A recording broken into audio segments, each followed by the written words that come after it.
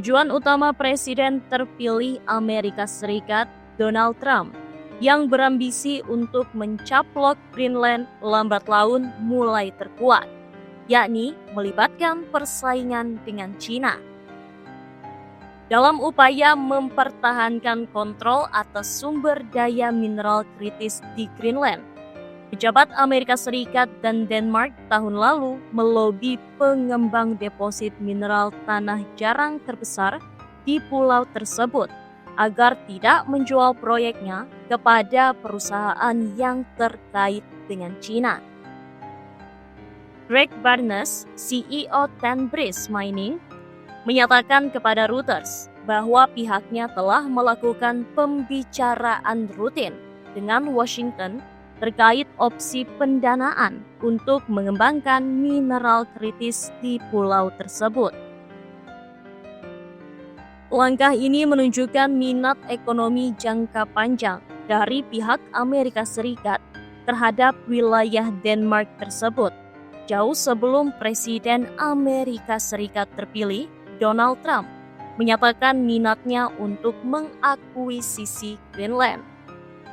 Tanah jarang memiliki sifat magnetik kuat yang membuatnya penting bagi industri teknologi tinggi, dari kendaraan listrik hingga sistem misil. Kebutuhannya yang sangat penting telah memicu persaingan sengit antara kepentingan China dan Barat untuk mengurangi dominasi hampir total China dalam ekstraksi dan pemprosesan.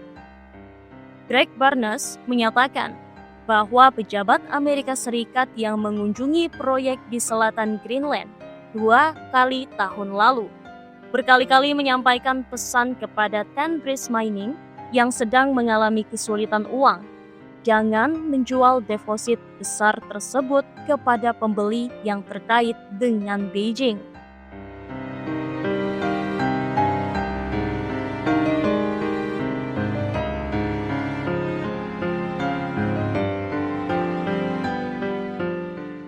Tenbridge akhirnya dijual kepada Critical Metals yang berbasis di New York sebagai bagian dari kesepakatan kompleks yang akan selesai akhir tahun ini. Tenbridge berencana menambang 500.000 metrik ton mineral eudilite yang mengandung tanah jarang setiap tahunnya mulai 2026. Barnes menerima pembayaran 5 juta US dollar tunai dan 211 juta US dollar dalam bentuk saham Critical Metals, jauh lebih rendah daripada tawaran dari perusahaan China. Penjualan Tenbridge ke Critical Metals menunjukkan bahwa pejabat Amerika Serikat lebih berhasil di Greenland dibandingkan di Afrika, di mana mereka berusaha mengimbangi cengkraman Cina di kawasan kaya mineral di Afrika Tengah.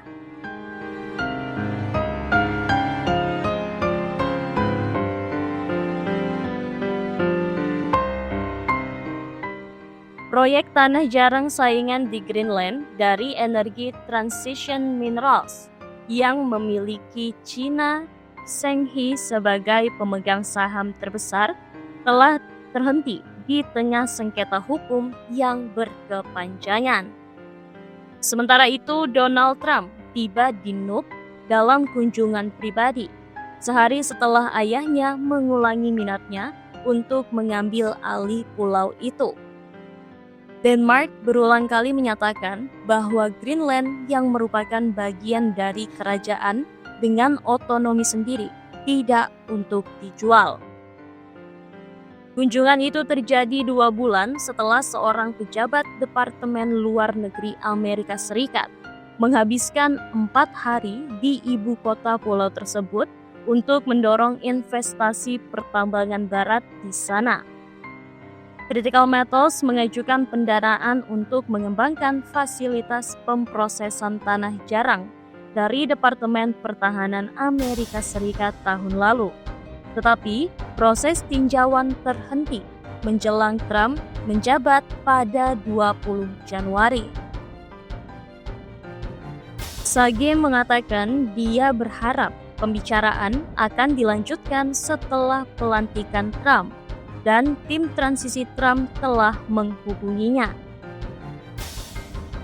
Investor terbesar ketiga Critical Metals adalah perusahaan pialang Cantor Fitzgerald yang dipimpin oleh Howard Lutnick yang dinominasikan Trump untuk memimpin Departemen Perdagangan Amerika Serikat. Sage mengatakan dia tidak pernah bertemu atau berbicara dengan Lutnick, tetapi mengakui bahwa investor Cantor merupakan hal positif bagi perusahaannya. Deposit Tenbridge mengandung sekitar 30% tanah jarang berat yang banyak digunakan dalam aplikasi pertahanan. Situs ini juga mengandung gallium yang dikenakan pembatasan ekspor oleh China tahun lalu. Critical Metals telah mengadakan pembicaraan pasokan dengan kontraktor pertahanan Lockheed Martin dan memiliki pembicaraan mendatang dengan RTX dan Boeing. Lockheed menyatakan pihaknya terus menilai rantai pasokan tanah jarang untuk memastikan akses ke material kritis.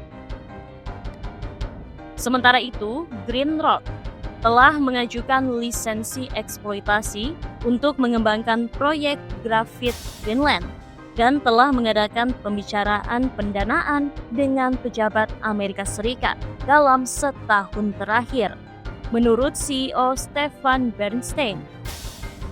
Selain itu, Neo Performance Materials dan Anglo American juga sedang mengeksplorasi di pulau tersebut.